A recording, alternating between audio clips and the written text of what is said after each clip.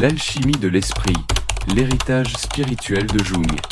L'alchimiste en vous. Imaginez que vous êtes un ancien alchimiste, debout devant un creuset rempli de matériaux bruts et non raffinés. Votre tâche n'est pas de créer de l'or à partir du plomb, c'est quelque chose de bien plus précieux.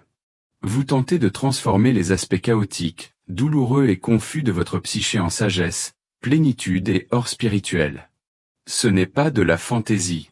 C'est exactement ce que Carl Jung croyait que nous sommes tous appelés à faire. Il voyait notre développement psychologique comme un processus alchimique sacré, un processus où nous prenons les matières premières de notre esprit inconscient et les transformons en quelque chose de lumineux et de complet. Mais voici la question qui pourrait surgir dans votre cœur en ce moment. Et si les luttes même auxquelles vous faites face, les ombres que vous fuyez, et les rêves que vous ne parvenez pas tout à fait à comprendre étaient en réalité les ingrédients de votre propre transformation spirituelle? Aujourd'hui, nous plongeons profondément dans l'héritage spirituel de Jung, pas seulement ses théories, mais sa compréhension profonde du voyage de l'âme vers la plénitude. Parce que Jung n'était pas qu'un psychologue, c'était un mystique moderne qui nous a montré que la psychologie et la spiritualité ne sont pas des chemins séparés, mais deux faces de la même pièce sacrée. L'éveil spirituel de Jung. Pour comprendre l'héritage spirituel de Jung, nous devons comprendre l'homme lui-même. Carl Jung n'est pas arrivé à ses intuitions par la seule étude académique. Il les a vécues. Après sa rupture douloureuse avec Freud en 1913, Jung est entré dans ce qu'il appelait sa confrontation avec l'inconscient, une période qui aurait brisé un homme moins fort, mais qui est devenue à la place le fondement de tout ce qu'il enseignerait. Pendant des années, Jung a vécu des visions, entendu des voix, et rencontré des figures de son inconscient qui semblaient plus réelles que les gens autour de lui. Au lieu de rejeter ces expériences comme pathologiques, Jung a fait quelque chose de révolutionnaire, il s'est engagé avec elles. Il a parlé à ces figures intérieures, il les a peintes, il a écrit leurs messages. Il a traité sa propre psyché comme un terrain sacré. C'est là que la sagesse spirituelle de Jung est née. Il s'est rendu compte que ce que nous appelons maladie mentale pourrait parfois être la tentative de l'âme de communiquer avec nous. Ce que nous rejetons comme juste des rêves pourrait être le langage à travers lequel notre sagesse la plus profonde s'exprime. Ce que nous rejetons comme notre côté sombre pourrait contenir l'énergie même dont nous avons besoin pour notre croissance spirituelle. Jung a écrit un jour, « Le privilège d'une vie est de devenir qui vous êtes vraiment. » Mais il comprenait que ce devenir n'est pas un processus doux et linéaire. C'est alchimique, cela nécessite de la chaleur, de la pression, et la volonté de se transformer. Pensez à votre propre vie un moment. Quand avez-vous le plus grandi? N'était-ce pas pendant ces moments où vous aviez l'impression de vous effondrer? Jung dirait que ces moments de crise ne sont pas des obstacles à votre développement spirituel. Ils sont votre développement spirituel. L'ombre, embrassez votre or noir.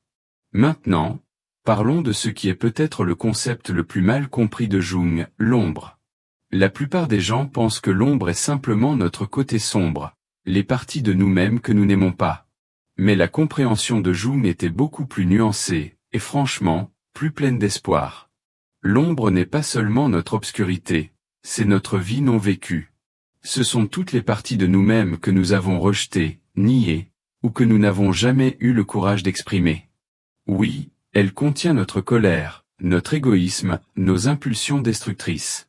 Mais elle contient aussi notre créativité, notre passion, notre pouvoir authentique, et notre sagesse la plus profonde. Jung croyait que l'ombre détient environ 90% de notre énergie créatrice et vitale. Pensez à cela. 90% de ce que vous pourriez devenir se trouve dans les parties de vous-même que vous avez essayé d'éviter. Voici une question qui pourrait vous ébranler. Et si les qualités que vous jugez le plus durement chez les autres étaient en réalité les parties reniées de vous-même qui essaient d'attirer votre attention? Jung appelait cela la projection, et il la voyait comme l'une des pratiques spirituelles les plus importantes auxquelles nous pouvons nous engager, reprendre nos projections et récupérer notre pouvoir. Mais le travail sur l'ombre ne consiste pas à devenir vos pires impulsions. Il s'agit d'intégration. Il s'agit d'avoir une relation consciente avec toutes les parties de vous-même afin que vous puissiez choisir comment les exprimer. Une personne qui a intégré son ombre ne devient pas violente, elle devient quelqu'un qui peut fixer des limites. Elle ne devient pas égoïste, elle devient quelqu'un qui peut s'aimer suffisamment pour aimer les autres authentiquement. Le processus alchimique ici est profond. Quand vous vous tournez vers votre ombre avec curiosité au lieu de jugement, quand vous demandez qu'est-ce que cette partie de moi essaie de me dire, au lieu de comment puis-je me débarrasser de cela, c'est alors que la transformation commence. Jung disait souvent, on ne devient pas éclairé en imaginant des figures de lumière, mais en rendant les ténèbres conscientes. Votre ombre n'est pas votre ennemi, c'est votre professeur, votre guide, et finalement, votre médecine. Le processus d'individuation, le voyage de votre âme. Cela nous amène à ce que Jung considérait comme la tâche centrale de la vie humaine, l'individuation. Ce n'est pas seulement du développement personnel ou de l'amélioration de soi. L'individuation est le voyage de l'âme vers la plénitude, le processus par lequel vous devenez qui vous étiez toujours destiné à être. Mais voici ce qui rend l'approche de Jung si différente de la culture moderne d'auto-assistance. L'individuation ne consiste pas à devenir parfait ou même à devenir heureux. Il s'agit de devenir réel. Il s'agit d'intégrer toutes les parties disparates de vous-même, votre lumière et votre ombre, votre force et votre vulnérabilité, votre esprit rationnel et votre sagesse intuitive, en un tout cohérent. Jung comprenait que ce processus se déroule par étapes, un peu comme les étapes de la transformation alchimique. D'abord vient le nigredo, le noircissement, l'effondrement, la nuit noire de l'âme. C'est quand tout ce que vous pensiez savoir sur vous-même est remis en question. Votre ancienne identité s'effrite, vos certitudes se dissolvent, et vous vous retrouvez debout dans les ruines de qui vous étiez. Puis vient l'albédo, le blanchiment, la purification. C'est quand vous commencez à voir clairement, quand vous commencez à distinguer entre ce qui est vraiment vous et ce que vous avez porté qui appartient aux autres. Vous commencez à séparer votre voix authentique du cœur d'attente et de jugement qui ont dirigé votre vie. Finalement, il y a le rubédo, le rougissement, l'intégration. C'est quand vous rassemblez tout ce que vous avez appris sur vous-même et commencez à vivre à partir de ce lieu de plénitude. Vous ne devenez pas parfait, vous devenez authentique. Vous ne devenez pas invulnérable, vous devenez réel. La belle chose à propos de l'individuation est que ce n'est pas une destination, c'est une façon d'être. C'est un engagement à continuer de grandir, à continuer d'intégrer, à continuer de devenir plus pleinement vous-même tout au long de votre vie entière. Demandez-vous ceci, à quoi ressemblerait votre vie si vous cessiez d'essayer d'être qui vous pensez que vous devriez être et commenciez à devenir qui vous êtes réellement? Qu'est-ce qui changerait? De quoi vous libéreriez-vous? Que accepteriez-vous enfin? Symboles et rêves, le langage de l'âme. Jung comprenait quelque chose que notre monde moderne a largement oublié, que la psyché parle en symboles, pas seulement en mots. Les rêves, les synchronicités, et les images qui capturent notre imagination ne sont pas des événements aléatoires. Ils sont le langage à travers lequel notre sagesse la plus profonde communique avec nous. Jung a passé des décennies à étudier les symboles des cultures du monde entier, et il a découvert quelque chose de remarquable. Les mêmes images archétypales apparaissent dans les mythes, les rêves, et les traditions spirituelles de personnes qui n'ont jamais eu de contact les unes avec les autres. Il a appelé ces modèles universels des archétypes, et il les voyait comme les éléments fondamentaux de la conscience humaine. Le voyage du héros, le vieil homme sage, la grande mère, l'ombre, l'anima et l'animus, ce ne sont pas que des dispositifs littéraires. Ce sont les structures profondes de la psyché elle-même, les modèles à travers lesquels nous nous comprenons et comprenons notre place dans le monde. Mais voici ce qui rend cela pratiquement pertinent pour votre vie. Quand vous apprenez à reconnaître ces modèles archétypaux dans votre propre expérience, vous commencez à comprendre le sens plus profond de ce que vous traversez. Cette relation difficile n'est pas seulement une source de douleur, elle pourrait vous inviter à guérir votre relation avec le féminin ou le masculin en vous-même. Ce rêve récurrent n'est pas juste une activité cérébrale aléatoire, il pourrait vous montrer exactement ce que vous devez comprendre sur votre situation de vie actuelle.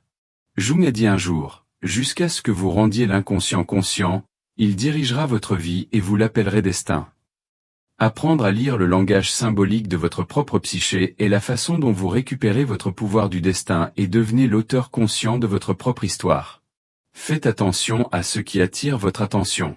Le film qui vous émeut aux larmes, la chanson qui vous donne des frissons, la personne qui vous déclenche, ce ne sont pas des événements aléatoires. Ce sont tous des messages de votre inconscient, essayant de vous montrer quelque chose d'important sur votre voyage vers la plénitude. Alchimie pratique. Transformer votre vie. Alors comment appliquons-nous réellement les intuitions de Jung pour créer une véritable transformation dans nos vies? Comment devenons-nous les alchimistes de notre propre conscience? Premièrement, commencez une relation avec votre inconscient. Cela pourrait être à travers la tenue d'un journal de rêve, l'imagination active, ou simplement en prêtant attention aux images et symboles qui apparaissent dans votre vie quotidienne. Quand quelque chose attire votre attention, que ce soit un rêve, une forte réaction émotionnelle, ou un moment de synchronicité, ne l'ignorez pas. Engagez-vous avec. Demandez-lui ce qu'il essaie de vous dire. Deuxièmement, pratiquez le travail sur l'ombre. Cela ne signifie pas devenir vos pires impulsions. Cela signifie développer une relation consciente avec toutes les parties de vous-même.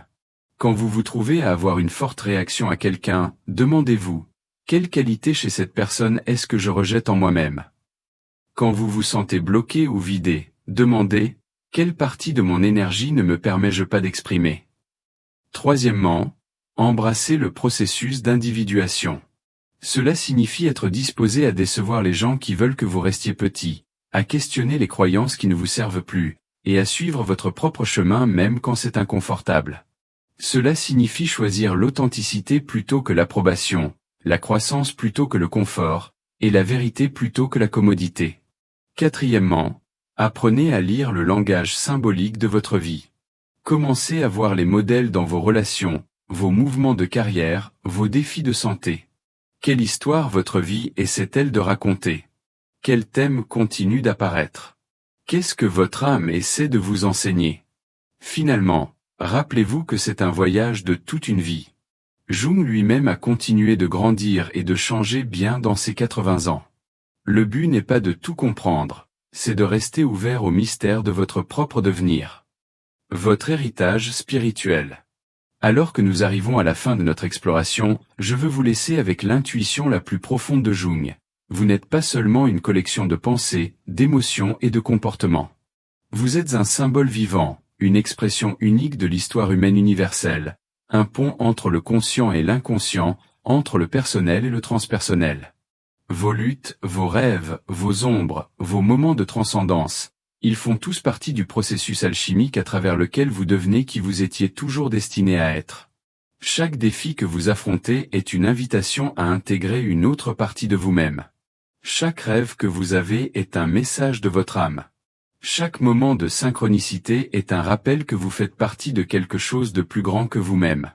L'héritage spirituel de Jung n'est pas seulement un ensemble de théories à comprendre, c'est une façon de vivre à incarner. C'est la reconnaissance que votre développement psychologique est votre chemin spirituel, que votre guérison personnelle contribue à la guérison du monde et que votre voyage vers la plénitude est un travail sacré. Alors voici mon défi pour vous. Commencez où vous êtes. Commencez avec l'aspect de vous-même que vous avez évité. Engagez-vous avec vos rêves. Remarquez vos projections. Embrassez vos ombres. Faites confiance au processus de votre propre devenir. Le monde a besoin de ce que vous avez à offrir. Pas la version parfaite de vous-même, mais la version réelle. La version intégrée. La version qui a fait le travail de transformation et peut maintenant servir de guide pour d'autres qui marchent sur le même chemin. Votre vie est votre héritage spirituel. Faites qu'elle compte. Quelle partie de vous-même êtes-vous prêt à transformer aujourd'hui? Quelle ombre êtes-vous prêt à embrasser? Quel rêve êtes-vous prêt à suivre? Partagez vos pensées dans les commentaires ci-dessous. Vos intuitions pourraient être exactement ce que quelqu'un d'autre a besoin d'entendre.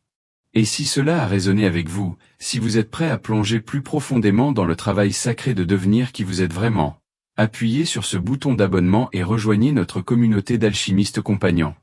Parce que le voyage d'individuation est un voyage sur lequel nous sommes tous ensemble, et il y a un pouvoir profond à savoir que vous ne marchez pas seul sur ce chemin. Le creuset attend. La transformation appelle. Et vous, vous êtes prêt pour le travail sacré du devenir.